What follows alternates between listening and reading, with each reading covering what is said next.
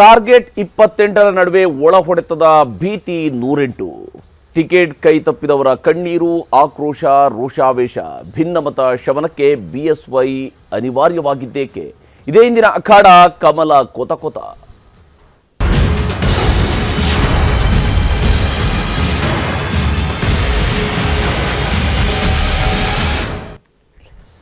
ಬಹಳ ಮುಖ್ಯವಾಗಿ ಭಾರತ ಈಗಾಗಲೇ ಲೋಕಸಭೆ ಚುನಾವಣೆಗೆ ಸಜ್ಜಾಗಿದೆ. ಬಹುತೇಕ ನಾಳೆ 3 ಗಂಟೆಗೆ ಲೋಕಸಭೆ ಚುನಾವಣೆ ಯಾವಾಗ ನಡೆಯುತ್ತೆ ಅನ್ನುವಂಥದ್ದು ಕೂಡ ಘೋಷಣೆ ಆಗತ್ತೆ ಮತ್ತು ಅದರ ಮೂಲಕವಾಗಿ ದಿನಾಂಕಗಳು ನಿಗದಿಯಾಗಿ ಮತದಾನ ಯಾವಾಗ, ಮತ ಎಣಿಕೆ ಯಾವಾಗ ಎಲ್ಲವೂ ಕೂಡ ಗೋಚರ ಆಗುತ್ತೆ. ರಾಜ್ಯದಲ್ಲಿ ಮತದಾನ ಪ್ರಕ್ರಿಯೆ ಯಾವಾಗ ಆಗುತ್ತೆ ಅನ್ನೋದು ಗೊತ್ತಾಗುತ್ತೆ. ಆದರೆ ಚುನಾವಣೆ ಘೋಷಣೆಗೂ ಮುಂಚಿತವಾಗಿಯೇ ಈಗಾಗಲೇ ಪಕ್ಷಗಳು ಟಿಕೆಟ್ ಹಂಚಿಕೆಯ ಕಸರತ್ತನ್ನು ನಡೆಸ್ತಾ ಇದ್ದಾವೆ. ಬಿಜೆಪಿ 20 ಕ್ಷೇತ್ರಗಳಿಗೆ ಅಭ್ಯರ್ಥಿಗಳನ್ನು ಹೆಸರಿಸಿದೆ, ಕಾಂಗ್ರೆಸ್ 7 ಕ್ಷೇತ್ರಗಳಿಗೆ ಅಭ್ಯರ್ಥಿಗಳನ್ನು ಹೆಸರಿಸಿದೆ. ಆದರೆ ಬಿಜೆಪಿ ತನ್ನ ಅಭ್ಯರ್ಥಿಗಳನ್ನು ಘೋಷಣೆ ಮಾಡಿದ ನಂತರ ವ್ಯಕ್ತವಾಗ್ತಾ ಇರುವಂತಹ ಅಭಿಪ್ರಾಯ, ವಿಶೇಷವಾಗಿ ಕೆಲ ಸಂಸದರಿಗೆ ಟಿಕೆಟ್ ಕೈ ತಪ್ಪಿದ್ದಕ್ಕಾಗಿ ಅದರಲ್ಲೂ ಒಬ್ಬರು ಸಂಸದರು ಕಣ್ಣೀರು ಹಾಕಿದ್ರು, ಮತ್ತೊಂದಷ್ಟು ಮಂದಿ ಬೇಸರವನ್ನು, ಆಕ್ರೋಶವನ್ನು ನಾನಾ ಸ್ವರೂಪದಲ್ಲಿ ಹೊರಹಾಕಿದ್ದಾರೆ. ವಿಶೇಷವಾಗಿ ಬಿಜೆಪಿಗೆ 2 ಬಾರಿ ರಾಜ್ಯಾಧ್ಯಕ್ಷರಾಗಿ ಕೆಲಸ ಮಾಡಿದಂತಹ ಈಶ್ವರಪ್ಪ ಕೂಡ ಇವತ್ತು ತನ್ನ ಬೆಂಬಲಿಗರ ಒಂದು ಸಪರೇಟ್ ಆದಂತಹ ಸಭೆಯನ್ನು ಕರೆದಿದ್ದಾರೆ. ಇಂಥದ್ದೊಂದು ಪರಿಸ್ಥಿತಿ ಹಾಗಾದರೆ ಕಮಲ ಪಕ್ಷದಲ್ಲಿ ಯಾಕೆ ನಿರ್ಮಾಣ ಆಯಿತು ಅನ್ನೋದರ ಬಗೆಗಿನ ಒಂದು ವರದಿಯನ್ನು ನಿಮಗೆ ಮೊದಲಿಗೆ ತೋರಿಸ್ತೀನಿ.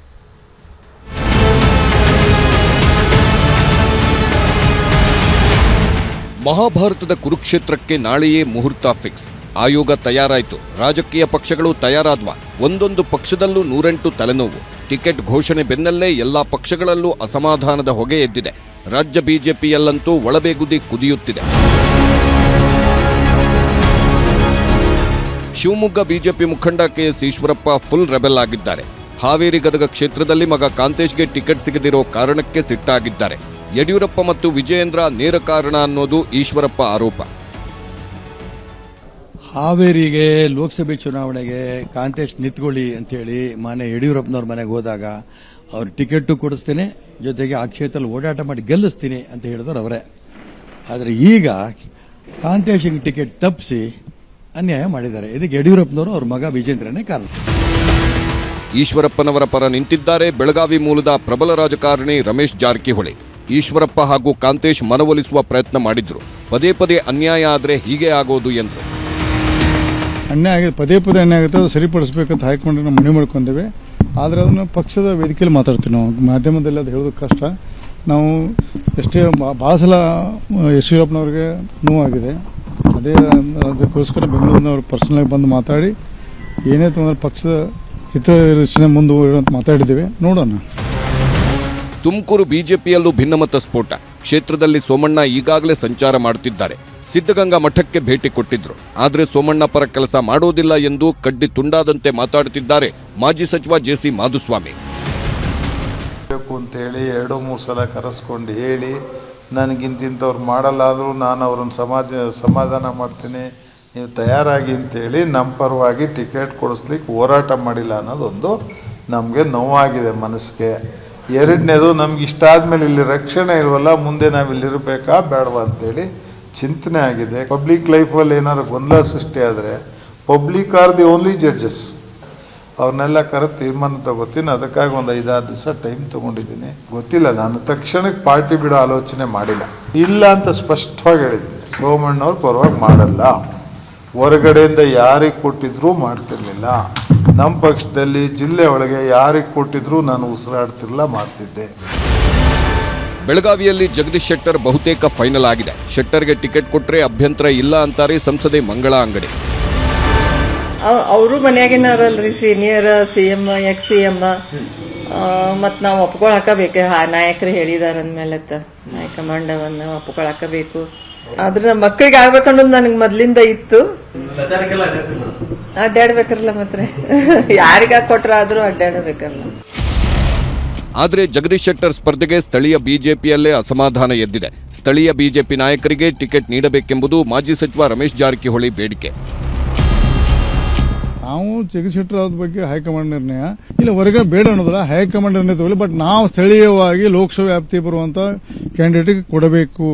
ಸಂಜಯ್ ಪಾಟೀಲ್ ಅದಾರ, ಜಿಡ್ಲಿ ಅದಾರ, ಮತ್ತು ಇದು ಸ್ಥಳೀಯ ಮಂಗಲ ಅವ್ರ ಸಿಟ್ಟಿಂಗ್ MP ಅದಾರ. ಸ್ಥಳೀಯವಾಗಿ ಕೊಡುತ್ತೆ ಮನವಿ ಮಾಡ್ತೀವಿ. ದಾವಣಗೆರೆ ಟಿಕೆಟ್ ಗಾಯತ್ರಿ ಸಿದ್ದೇಶ್ವರ್ಗೆ ನೀಡುತ್ತಲೇ ಎಂಪಿ ರೇಣುಕಾಚಾರ್ಯ ಹಾಗೂ ಎಸ್ಎ ರವೀಂದ್ರನಾಥ್ ರೆಬೆಲ್ ಆಗಿದ್ದಾರೆ. ಇಲ್ಲಿ ಇಬ್ಬರು ನಾಯಕರ ಸಹಕಾರ ಸಿಗುತ್ತಾ ಅನ್ನೋದೇ ಸಸ್ಪೆನ್ಸ್. ಆದರೆ ಇಡೀ ಜಿಲ್ಲೆಯ ಜನರು ನನ್ನ ಸಹಕಾರಕ್ಕೆ ನಿಲ್ತಾರೆ ಅನ್ನೋದು ಗಾಯತ್ರಿ ಸಿದ್ದೇಶ್ವರ್ ವಿಶ್ವಾಸ.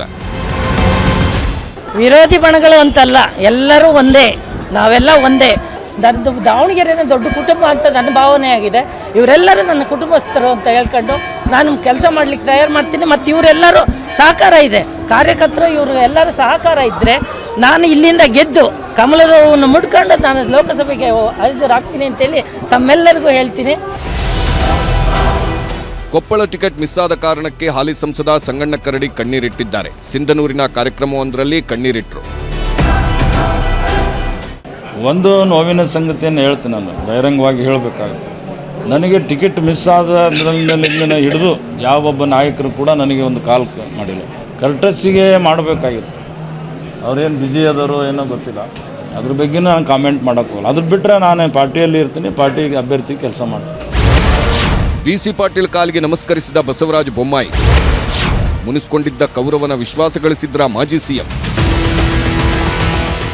ಹಾವೇರಿ ಟಿಕೆಟ್ ಬೊಮ್ಮಾಯಿಗೆ ಘೋಷಣೆಯಾಗುತ್ತಲೇ ಬಿಸಿ ಪಾಟೀಲ್ ಮುನಿಸಿಕೊಂಡಿದ್ದಾರೆ ಎಂದೇ ಹೇಳಲಾಗ್ತಿತ್ತು.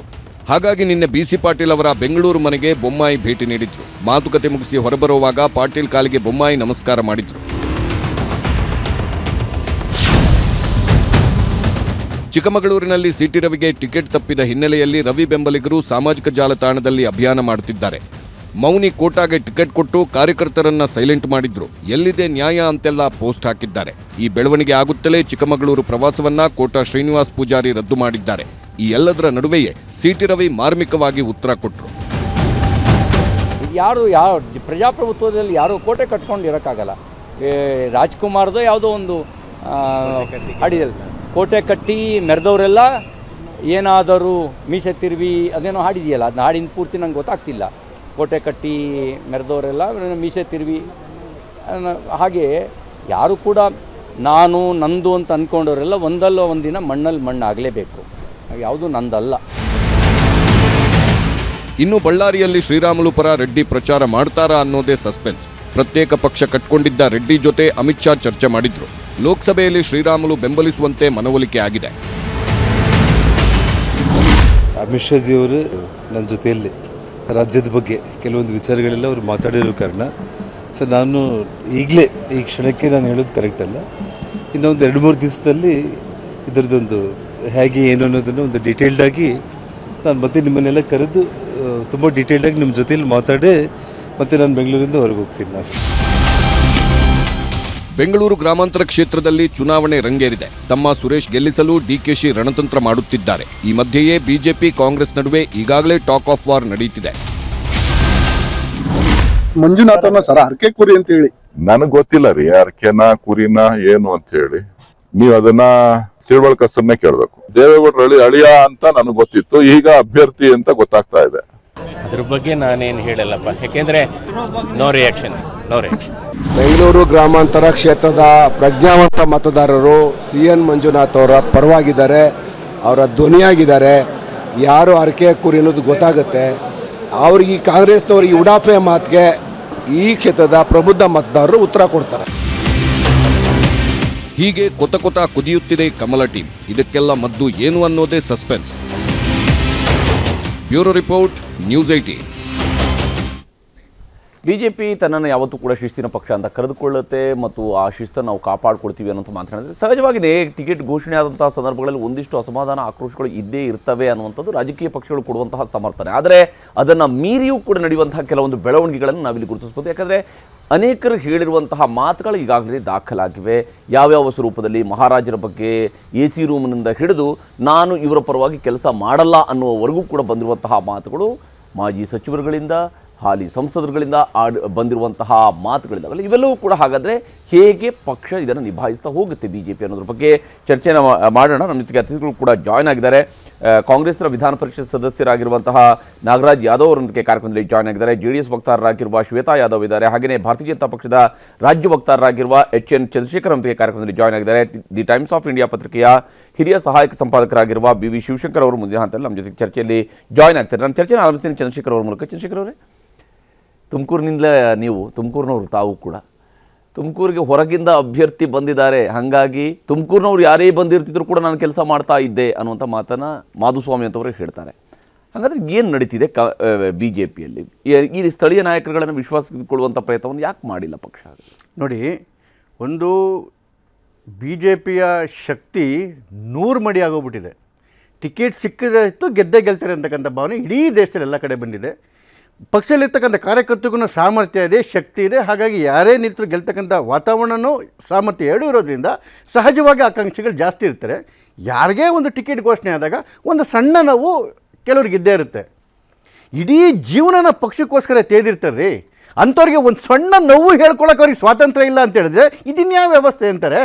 ಅಟ್ಲೀಸ್ಟ್ ನೋವು ಹೇಳ್ಕೊಳ್ಳಿ ಬಿಡಿ ಅವರು, ಅದರಲ್ಲಿ ಏನೂ ತೊಂದರೆ ಇಲ್ಲ. ನೋಡಿ, ನೋವು ಬೇರೆ, ಏನು ಪಕ್ಷವನ್ನು ಈ ಪಕ್ಷದಲ್ಲಿ ಇರಲೇಬಾರ್ದು ಅಂತ ಹೇಳ್ತಕ್ಕಂಥ ಆಕ್ರೋಶ ಬೇರೆ. ಫಾರ್ ಎಕ್ಸಾಂಪಲ್, ಏನು ಕಾಂಗ್ರೆಸ್ಸಲ್ಲಿ ಏನು ನಡೆಯುತ್ತೆ? 2014 ಈಚೆಗೆ 15 ಜನ ಮುಖ್ಯಮಂತ್ರಿಗಳಾಗಿದ್ದವರು, ಕಾಂಗ್ರೆಸ್ನ ಮುಖ್ಯಮಂತ್ರಿಗಳಾಗಿದ್ದರು. ಕಾಂಗ್ರೆಸ್ ಬಿಟ್ಟು ಆಚೆ ಕಡೆ ಹೋಗಿದ್ದಾರೆ 15 ಜನ. ಒಬ್ಬ ಮುಖ್ಯಮಂತ್ರಿ ಅಂದ್ರೇನು?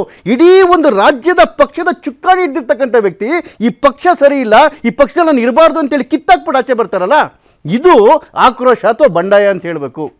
ನೀವು ಇಡೀ ದೇಶ ಅದಕ್ಕೆ ಅವಕಾಶವಾದ ಅನ್ನೋ ಕೂಡ ಒಂದು ಪದವು ಕೂಡ ಇದೆ ರಾಜಕಾರಣದಲ್ಲಿ. ಅಲ್ಲ ನೋಡಿ, ಮುಖ್ಯಮಂತ್ರಿ ಅದಕ್ಕಿಂತ ಎಲ್ಲ ಅವಕಾಶ ಕೊಟ್ಟ ಮೇಲೆ ಮುಖ್ಯಮಂತ್ರಿ ಆಗ್ತಕ್ಕಂಥದ್ದು ಅಂತವರ ಬಿಟ್ಟು ಬಂದಿದ್ದಾರೆ ಅಂತ ಹೇಳಿ ನಾನು ಕಾಂಗ್ರೆಸ್ನವರ ವಿಶ್ಲೇಷಣೆಯನ್ನು ಮಾಡೋಣ. ನಾವು ಈಗ ಬಿಜೆಪಿ ಆಗ್ತಿರೋ ಬೆಳವಣಿಗೆಗೆ ನೀವು ಕಾಂಗ್ರೆಸ್ದಲ್ಲೇ ಉತ್ತರ ಇದೆ ಅಂತ ಹೇಳಿ ನಾನು ಹೇಳ್ತಾ ಇದ್ರೆ ಉತ್ತರ ಇಲ್ಲ ಅಂತ ಹೇಳಿ ನಾನು ಹೇಳ್ತಾ ಇರೋದು ಪಕ್ಷವನ್ನು ನಿಮ್ಮ ಪಕ್ಷ ಹಂಗಾದ್ರೆ ಉಡಾಫೆಯ ರೀತಿಯಾದಂತ ಉತ್ತರ ಕೊಡಬಾರ್ದಲ್ವಾ? ನಾನು ಕಂಪೇರ್ ಮಾಡ್ತಾ ಇರೋದು ಆಕ್ರೋಶ ಅಲ್ಲ, ಇದು ಒಳಗಡೆ ಇರ್ತಕ್ಕಂತಹ ನೋವನ್ನು ಹೇಳ್ಕೊಳ್ತಕ್ಕಂತಹ ಸ್ವಾತಂತ್ರ್ಯ ಪ್ರತಿಯೊಬ್ಬರಿಗೂ ಇದೆ.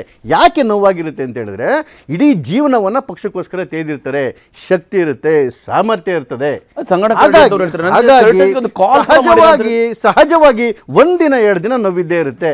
ಇದೇ ಡಿಬೇಟ್ನ ನೀವು 4 ದಿನ ಬಿಟ್ಬಿಟ್ಟು ಮತ್ತೆ ಸೋಮವಾರ ಇಡಿ, ನೀವು ಈ ಪ್ರಶ್ನೆ ಉದ್ಭವ ಆಗೋದೇ ಇಲ್ಲ. ಸಹಜವಾಗಿ ಇದು ಇದ್ದೇ ಇರುತ್ತೆ. ಇದು ಬಿಜೆಪಿ ಒಂದೇ ಅಲ್ಲ, ಎಲ್ಲ ಪಕ್ಷಗಳಲ್ಲೂ ಇದು ಕಾಮನ್ ಆಗಿರ್ತಕ್ಕಂಥದ್ದು. ಎಷ್ಟು ನೋವು ಜಾಸ್ತಿ ಬರ್ತಾ ಇದೆ ಅಂತ ಹೇಳಿದ್ರೆ ಅಷ್ಟು ಪಕ್ಷ ಬಲಿಷ್ಠವಾಗಿದೆ ಅಂತ ಹೇಳಿ. 2 ಬಾರಿ ಅಧ್ಯಕ್ಷರಾಗಿದ್ದವರು ಈಗಿನ ರಾಜ್ಯಾಧ್ಯಕ್ಷರನ್ನ ಹೇಳ್ತಾರೆ ಅಥವಾ ಮಾಜಿ ಮುಖ್ಯಮಂತ್ರಿಗಳನ್ನ ಹೇಳ್ತಾರೆ. ಅವರು ಇಬ್ಬರೇ, ಯಡಿಯೂರಪ್ಪ ಅವರು ಮತ್ತು ಅವರ ಮಗ, ಇವರಿಬ್ರು ಟಿಕೆಟ್ ತಪ್ಪಿಸಿದ್ರು ಅಂದ್ರೆ ಯಾವ ಕಾರಣಕ್ಕಾಗಿ ಈಶ್ವರಪ್ಪ ಅಂತವ್ರನ್ನು ಕೂಡ ವಿಶ್ವಾಸ ತೆಗೆದುಕೊಳ್ಳುವಂತ ಅವಶ್ಯಕತೆ ಇಲ್ವ ಅಲ್ಲಿ? ಈಶ್ವರಪ್ಪರ ವಿಷಯ ತಗೊಳ್ಳಿ. ಇಡೀ ಜೀವನವನ್ನು ಪಕ್ಷಕ್ಕೋಸ್ಕರ ತೆಗೆದಿರೋರು. ಟಿಕೆಟ್ ಸಿಗುತ್ತೆ ಅಂತೇಳಿ ಒಂದು ಆಕಾಂಕ್ಷೆ ಇತ್ತು, ಭಾಳ ಅವ್ರ ಮಗ ಎಲ್ಲ ಕಡೆಗೂ ಓಡಾಡಿದ್ರು, ಸಿಗುತ್ತೆ ಅನಿಸಿತ್ತು. ಆದರೆ ಒಂದು ಮಾತು ಮಾತ್ರ ಹೇಳ್ತೇನೆ, ಇದು ನೇರವಾಗಿ ಅವರು ಯಡಿಯೂರಪ್ಪನವ್ರನ್ನ ಅಥವಾ ವಿಜೇಂದ್ರ ವಿಚಾರದಲ್ಲಿ ಬಂದಾಗ ಒಂದು ಮಾತು ಹೇಳ್ತೇನೆ. ಕಳೆದ ವಿಧಾನಸಭೆ ಚುನಾವಣೆಯಲ್ಲಿ ನಮಗೊಂದು ಇಡೀ ದೇಶದ ಟಿಕೆಟನ್ನು ಡಿಸೈಡ್ ಮಾಡ್ತಾರೆ ಅಂತ ಯಾರು ಅಂತ ನಾವು ಅಂದ್ಕೊಂಡಿದ್ದೀವಲ್ಲ, ಅಂತಹ ಒಬ್ಬ ಉನ್ನತ ನಾಯಕರು ನಮಗೊಂದು ಸಣ್ಣ ಒಂದು ಮೀಟಿಂಗ್ ತೊಗೊಂಡಿದ್ರು. ನಾವು ಸುಮಾರು ಒಂದು 7 ಜನ ಅದರಲ್ಲಿದ್ವಿ. ಆ ಸಂದರ್ಭದಲ್ಲಿ ಆ ಅತ್ಯುನ್ನತ ನಾಯಕ ನಮ್ಗೆ ಹೇಳಿದ ಮಾತು, ಅಕಸ್ಮಾತ್ ನಾನೇ ಏನಾದರೂ ನಿಮಗೆ ಟಿಕೆಟ್ ಕೊಡ್ತೀನಿ ಅಂತ ಹೇಳಿದ್ರೆ ಅದು ಕೂಡ ನಿಜ ಆಗಿರೋಕ್ಕೆ ಸಾಧ್ಯ ಇಲ್ಲ. ಯಾಕೆ ಅಂತ ಹೇಳಿದ್ರೆ ಒಬ್ಬರು ಒಪಿನಿಯನಲ್ಲಿ ನಡೆಯೋದೇ ಇಲ್ಲ ಬಿ ಜೆ ಪಿನಲ್ಲಿ. ಅತ್ಯುನ್ನತ ನಾಯಕ ಹೇಳಿದ್ದು ನಾನೇ ಹೇಳಿದ್ರು ಸಾಧ್ಯ ಇಲ್ಲ ಅದು ಅಂತ.